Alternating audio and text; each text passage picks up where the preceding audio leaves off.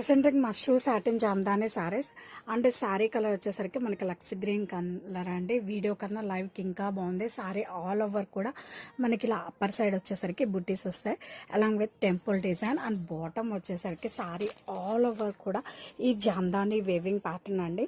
అందులోనూ meenakari weaving pattern అండి. Lux green మీద అన్ని కలర్స్ రావడాల టూ ప్రెటీ ఉంది.